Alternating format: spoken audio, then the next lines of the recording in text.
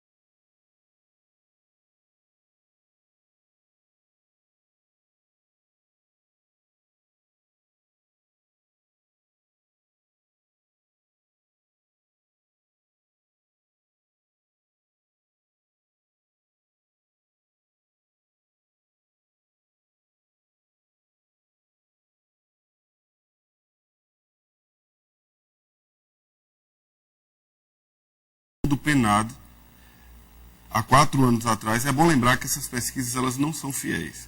Porque quando se lida com trabalho infantil, muitas áreas não são acessíveis às pesquisas.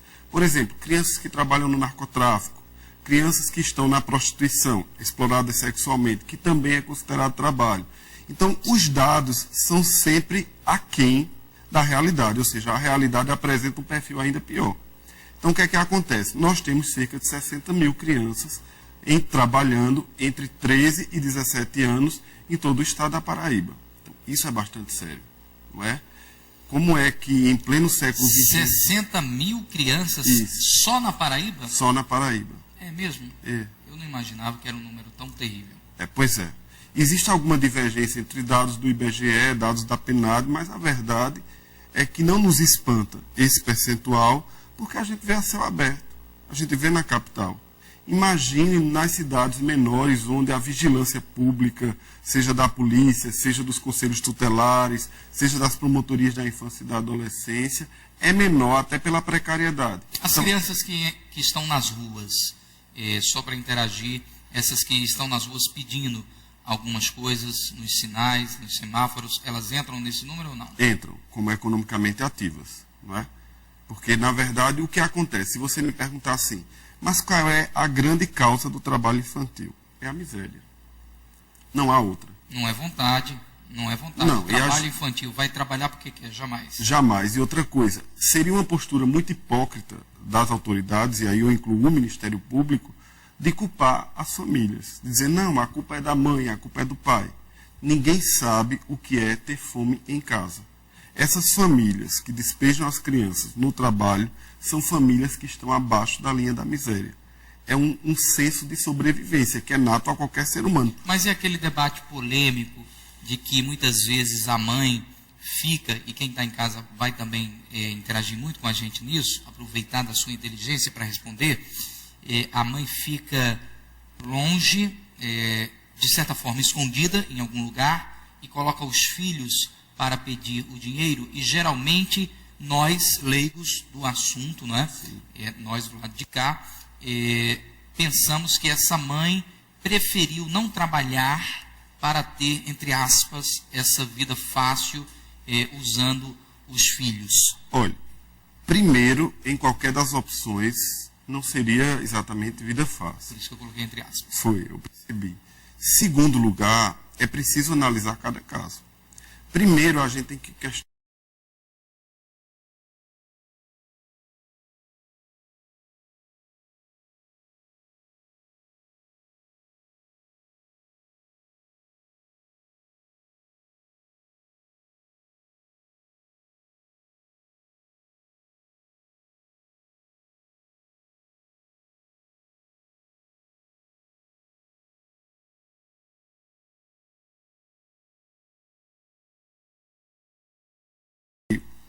Vamos saber se essa mãe ela teve escolha de trabalho decente. Se ela teve opções de trabalho decente. Porque a escolaridade, o aperfeiçoamento técnico do trabalho no Brasil anda embaixo. Tanto que nós estamos importando engenheiros, por exemplo, da Índia. Um país que ainda tem desemprego, é um absurdo importar engenheiros da Índia. Mas por quê? Porque as universidades não são acessíveis a todos. Então, essa mãe ela tem de fato a opção. É preciso ver. Se ela for pessoalmente pedir esmola, ela sensibilizará mais do que uma criança? É também preciso saber. Então, o que está de fato acontecendo? Não há uma radiografia, não há um estudo sério, não há compromisso efetivo. Eu costumo dizer que o Brasil é um país infanticida. E é mesmo porque mata a infância. Porque uma criança que... Infanticida. Infanticida. Porque uma criança que com 12 anos... vai trabalhar na feira, exposta aos raios ultravioleta, todo tipo de assédio, agressão e beirando a marginalidade. Horrível. Isso é matar a infância. Sem dúvida. Isso é ser infanticida. E mata mesmo, né? Porque vai chegar a adolescência, a juventude, vai chegar ao nível adulto e não tem como voltar mais à infância, né? Ou seja, não teve infância. Não teve. E aí vem os outros efeitos, né? A exclusão social do mercado de trabalho decente, porque essa pessoa não vai estar preparada para o mercado de trabalho normal, não vai ter formação técnica de espécie alguma, nem de nível médio, muito menos de nível superior.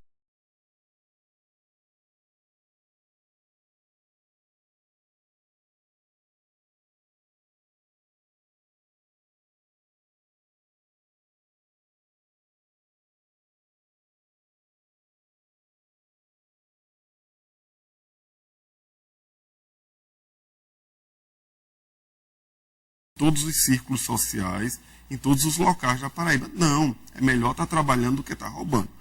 A pessoa que fala isso está, na verdade, colocando a criança pobre numa situação de miserabilidade absoluta. Então, criança pobre só tem duas opções. Só tem um trabalho precoce e nocivo ou ser marginal. Ela não tem direito a uma escola pública eficiente, ela não tem direito à família sadia, ela não tem direito ao lazer como seus filhos têm, como os filhos da classe média e da classe alta têm, e o princípio da igualdade que está na Constituição da República. Então a gente precisa repensar esse aspecto cultural da apologia da miséria. É por isso que a caravana está chegando. A sociedade, então, não está preparada para viver esse tema no seu dia a dia, é isso? Olha, Alex, eu vou ser bem sincero com você. Eu acho que nós temos uma sociedade extremamente hipócrita, extremamente elitista, materialista, escravocrata e adultocêntrica. A postura do Em senhor pleno de... 2012. Em pleno 2012. Tudo começou desde a colonização do Brasil, não é? Quando, na verdade, nós optamos por um regime de produção escravocrata. Já se tinha trabalho infantil naquela época nas senzalas da pior espécie possível. Passado tantos anos, o que mudou foi apenas a questão de nomenclatura. O senhor de engenho que adentrava a senzala e violentava sexualmente a negrinha, na verdade é um empresário que passa na orla de Manaíra e compra sexo de adolescentes. Mudaram-se apenas os nomes, mas os papéis sociais mudaram um pouco. A sociedade evoluiu um pouco. Ninguém está pensando na questão da dignidade pela dignidade. A gente não pode olhar a criança pobre com o mesmo olhar que olha o filho da gente, porque simplesmente a formação é diferente. A gente não pode olhar a criança pobre através da janela do nosso quarto dentro do ar-condicionado, num apartamento de luxo. É preciso pôr o pé na terra, é preciso ver que os problemas são bem mais sérios do que um estudo acadêmico ou do que um discurso demagógico. Não, é melhor trabalhar do que estar roubando. Ninguém está defendendo aqui a delinquência infantil. Não se trata disso. Agora, definitivamente, só essas duas hipóteses é tornar o país infanticida. Impressionante, uma aula ao vivo para você entender a vida como ela é no que diz respeito às nossas crianças.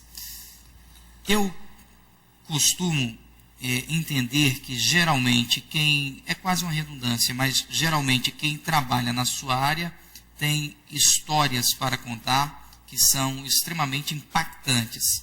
Eu não sei se você pode trazer algumas, mas eu sei que em podendo vai despertar ainda mais.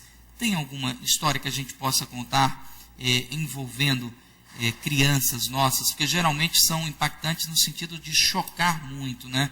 São traumas que ficam nessas crianças e nós, inclusive, não imaginamos que a vida é tão cruel assim. Tem alguma? Tem várias. Na verdade, de todas as histórias que eu teria para falar, uma das que mais me chocou foi quando a gente foi investigar o caso de exploração sexual de crianças e adolescentes no município de Sapé.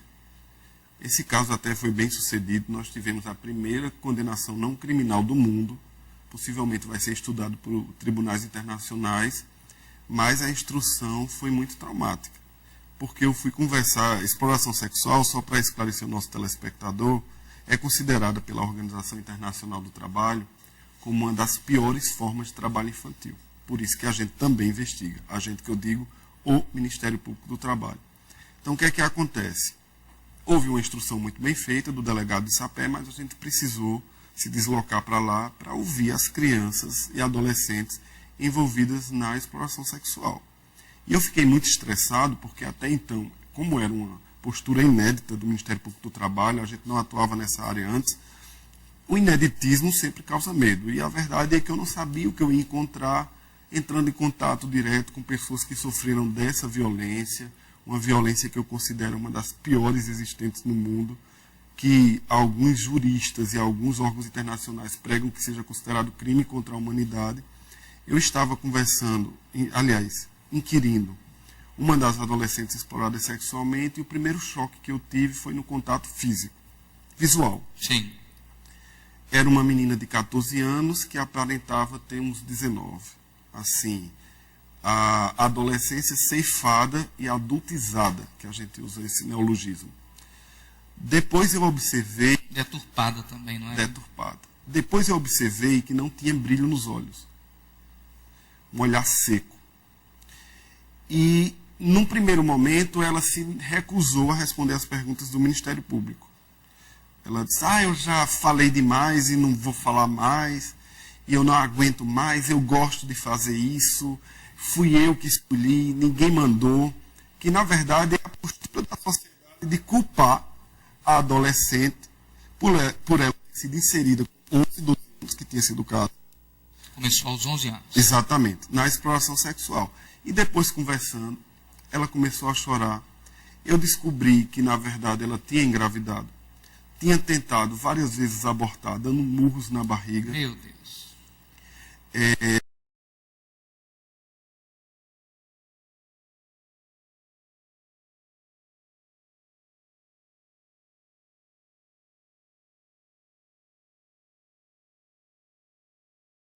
Eu estou falando apenas de um caso, de tantos outros. E aí, no final, depois de uma longa inquirição, porque primeiro eu precisei que ela se acalmasse, precisei conquistar algum tipo de confiança, aquela postura de autoridade não traz crédito a essas pessoas têm medo de autoridade, um temor justo, porque muitas delas apanham da polícia, são expostas, enfim, é uma situação de fato muito grave. Então, o que é que acontece? Isso me tornou um ser humano melhor. Não falo nem no aspecto do Ministério Público. Isso me mostrou como, na verdade, nós ainda fizemos muito pouco. Como, na verdade, nós, seja como órgãos públicos, seja como seres humanos, seja como cristãos, espiritualistas ou o que for, ainda temos um compromisso muito maior com o nosso próximo. Não é? Imagine assim, fatos narrados absurdos. Ela era preparada para ser entregue como produto nos motéis por um office boy, por um motoboy, perdão. E as práticas sexuais eram as piores possíveis com todo tipo de gente. Quer dizer, na verdade, é a transformação do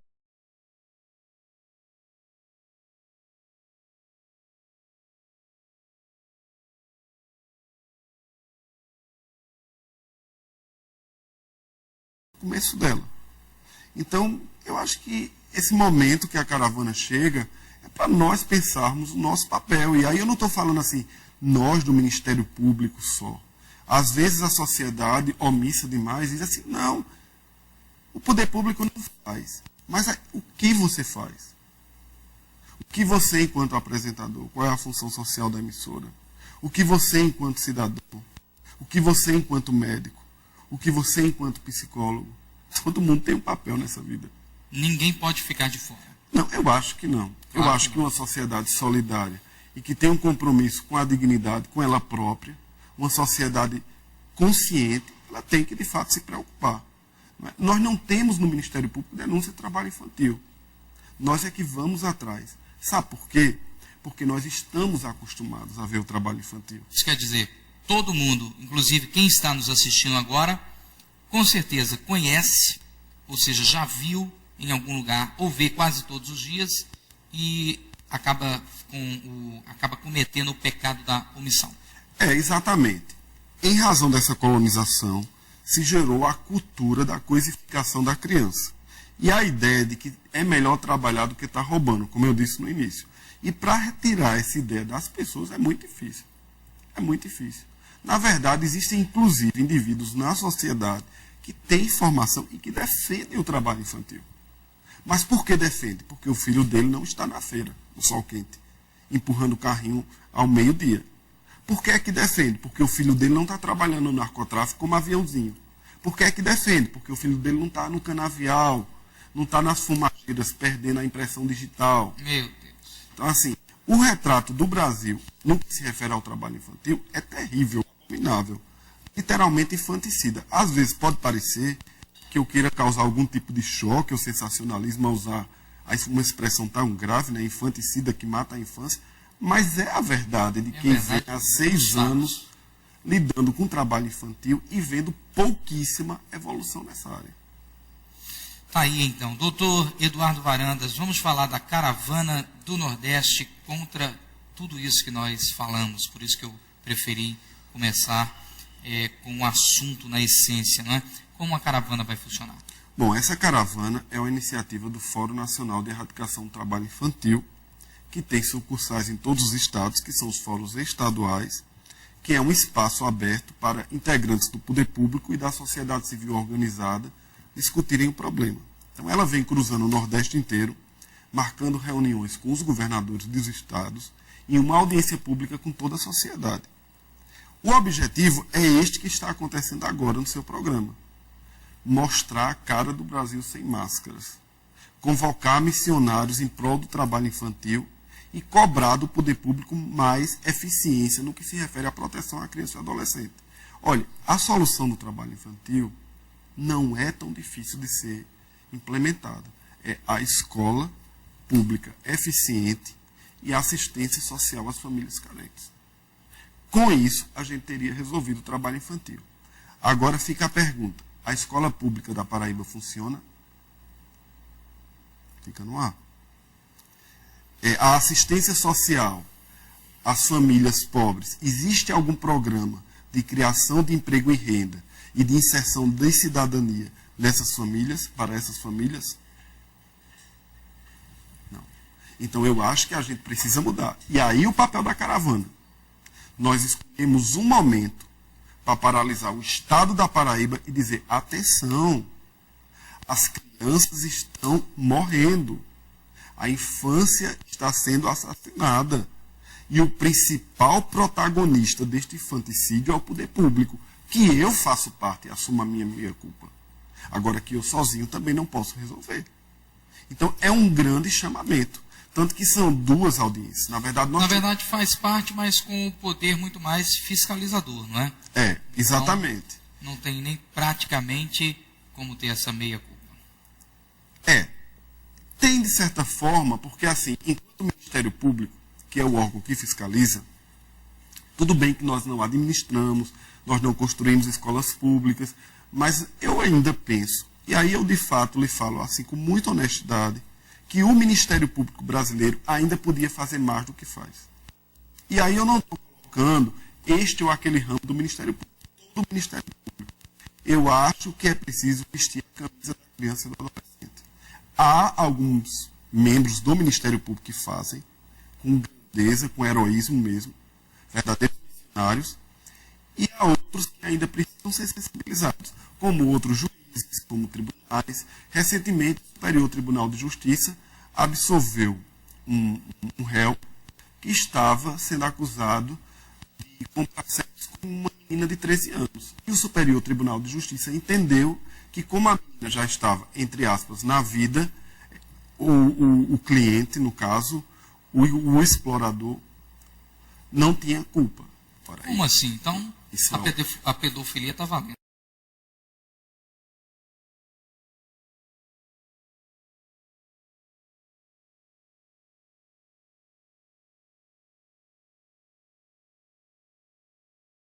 Um órgão desse gera um efeito devastador no país inteiro.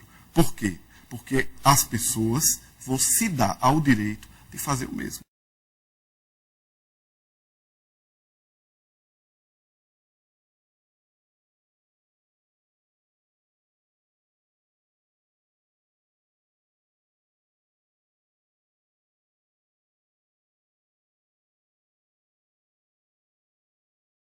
Pesadas ou só de efeito. Pois é. Então, isso a gente precisa mudar. E a gente só muda isso com um movimento de contracultura. Chegando na TV, explicando, fazendo audiências públicas. Olha, uma sentença judicial ou uma ação do Ministério Público proposta na Justiça não resolve o problema do trabalho infantil. É preciso que todos se unam em prol dessa causa. Então, a caravana tem esse papel. Nós chamamos todos os secretários de Assistência Social e Desenvolvimento Humano dos municípios que integram o Estado da Paraíba. Nós chamamos a secretária de Estado de Desenvolvimento Humano. Vamos fazer um amplo debate com diversos representantes e eu acho que essa semente vai germinar. Qual vai ser o período de duração da caravana? Não, a caravana é só esta semana. Não é? Só esta semana? Amanhã tem audiência pública, quinta tem uma audiência com o governador Ricardo Coutinho e sexta tem uma oficina de encerramento. Mas aí, isto é só uma semente. A gente tem consciência de que o trabalho continua. É um trabalho contínuo, árduo, difícil, muitas vezes nos deixa desencantados, mas a gente vai em frente. Que maravilha, parabéns, parabéns, parabéns, parabéns. Deixa eu aproveitar a sua presença aqui para mudarmos um pouco de assunto, porque como procurador-chefe do Ministério Público do Trabalho, Sim.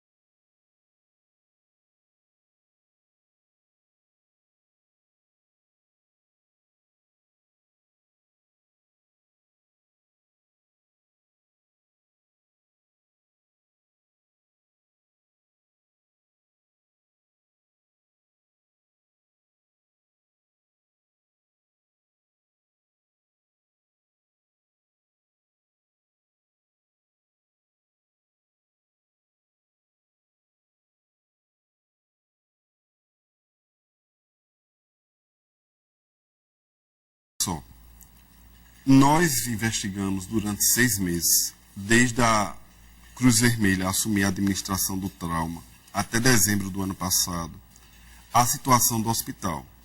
Requisitamos diversas auditorias do Tribunal de Contas da União, da Vigilância Sanitária, da Superintendência Regional do Trabalho e Emprego, do CRM, Conselho Regional de Medicina, e a situação apresentada por auditorias técnicas, que não são produzidas por mim, apenas solicitadas, é de que a situação era caótica.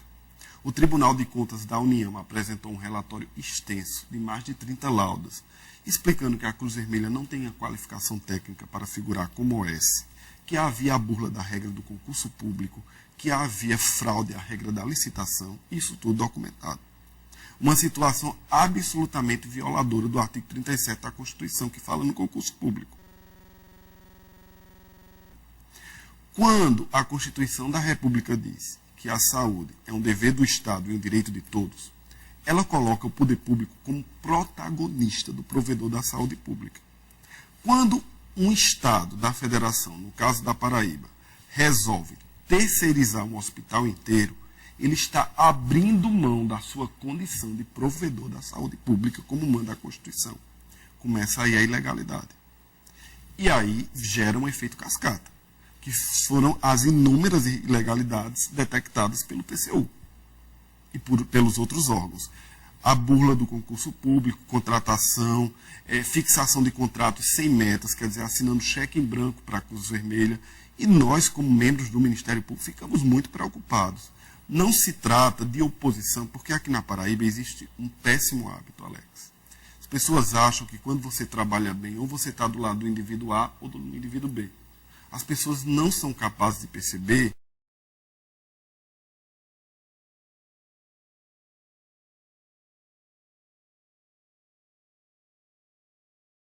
que está simplesmente atuando por um dever legal.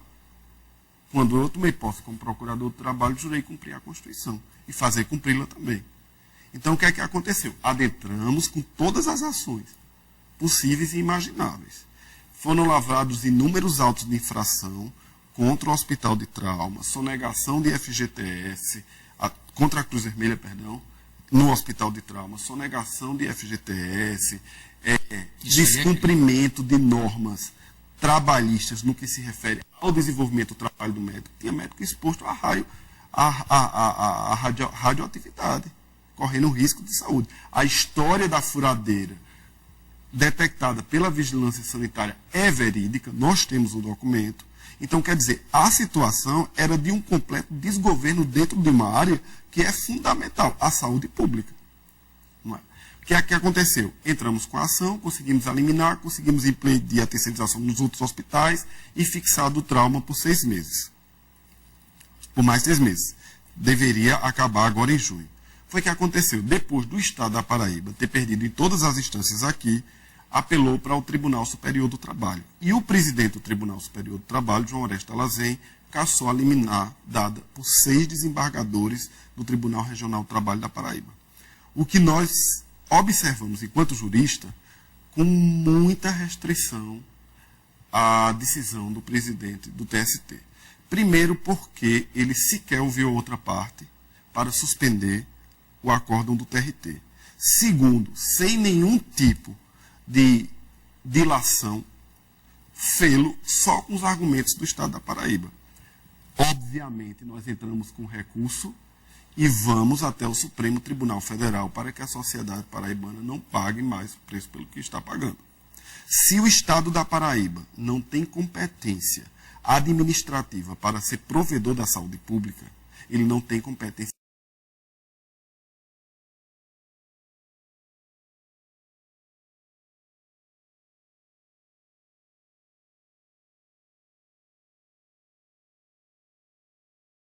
e um dos mais importantes é a saúde pública. Nós entendemos que a conduta é criminosa, envolve inclusive improbidade administrativa. Nós estamos atuando junto com o Ministério Público Federal para ver quais são as medidas cabíveis. Nós estamos pedindo a condenação da secretária de Administração, do secretário de Saúde, da Cruz Vermelha e do Estado da Paraíba em 20 milhões de reais por danos à população. E Esse é o papel do Ministério Público. Um órgão sério, independente, que foi encarregado pela Constituição de fiscalizar a sociedade. Naquela famosa expressão, podemos dizer, você vai até